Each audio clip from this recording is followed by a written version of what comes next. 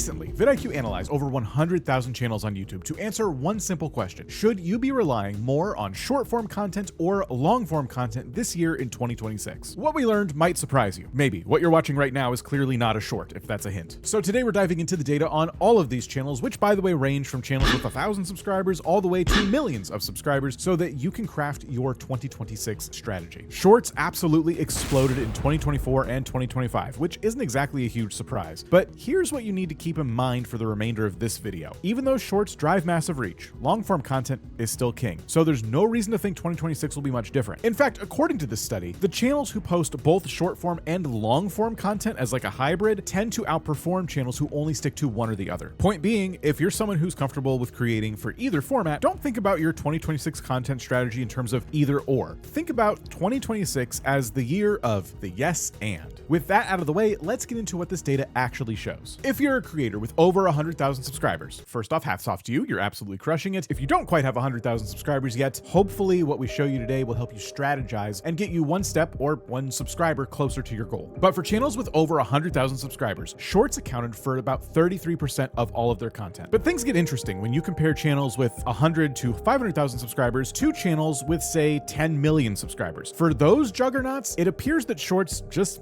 aren't really as important for them. And why would it be? They gained their subscribers posting years and years of long-form content, a lot of them probably before shorts even existed. For them, the reach that a YouTube short can offer their channel just isn't as important. But for the rest of us, let's think about YouTube Shorts as a way to expand your overall reach, and we'll visualize this as your content strategy's horizontal axis. They have the ability to expand out into the world and bring new eyeballs to your channel. Meanwhile, let's take a look at your long-form videos and consider this kind of a vertical axis to your content strategy. This axis represents people who are there for you, and that means more watch time, more loyalty, and more revenue. Or better yet, let's just imagine your content strategy as a person. The shorts are its arms reaching out into the world, waving at nearby strangers, saying, "Hello, please look at my content." And we'll imagine that the long-form content represents your channel's legs, the thing keeping the pace, keeping the momentum as time goes on. If you didn't have legs, you'd probably just fall down all the time. Anyway, our data suggests a 30-70 ratio for your overall content strategy. 30% are shorts and 70% are long-form videos. And because this is true across all tiers, it suggests that the 30-70 ratio is ideal for the entire platform. Whether you have 2 subscribers or 2 million, it seems that the 30-70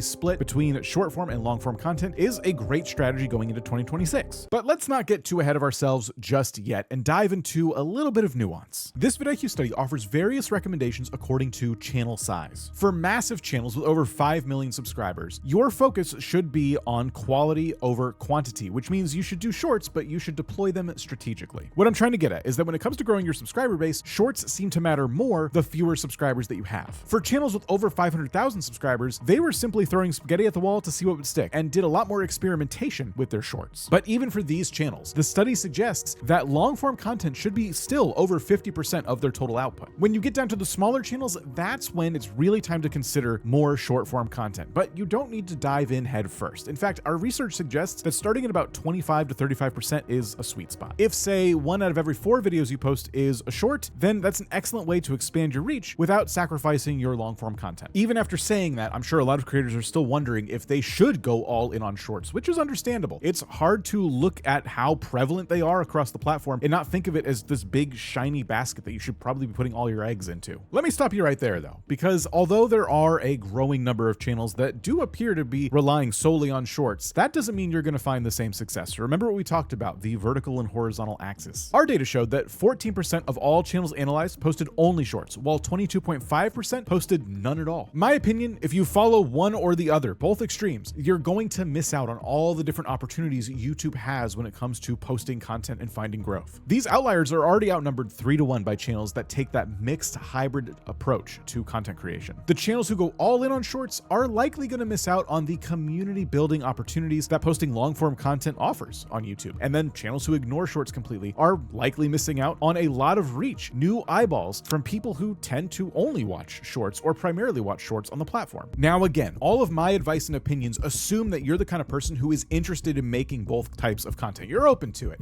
But if you truly hate making shorts or truly hate making long form videos, then you should probably stick to one or the other, because if you do something that you absolutely hate, that's going to harm your channel because it's going to harm you, mentally speaking. But if you decide to move forward with more of a hybrid strategy, then I highly recommend trying the 30-70 split. 30% shorts, 70% long form videos. But again, this is just a guideline and not a strict rule. There are no strict rules on YouTube other than the strict rules that YouTube themselves have told you to follow. You want to ease into whatever strategy you feel like works best for you and study along the way. Follow the data. If 30-70 just isn't working and it's messing with your metrics in ways you don't like seeing, pull back a little bit. You want to be making informed decisions. And by the way, that is something that we can help with, because at vidIQ, we're trying to help creators do that all the time. We have this channel to try and keep you up to date with all the things that are constantly changing on YouTube. We have tools and coaching and things like that that can help you take your channel to the next level. And ideally, we're here to help you so you're not feeling like you're constantly just throwing spaghetti at the wall with your YouTube channel. Anyway, here's another video about YouTube Shorts, and let us know in the comments, are you someone who feels like you're going to be integrating one or the other into your content strategy more in 2026, or are you going to be sticking to what you were doing before? We'll see you next time.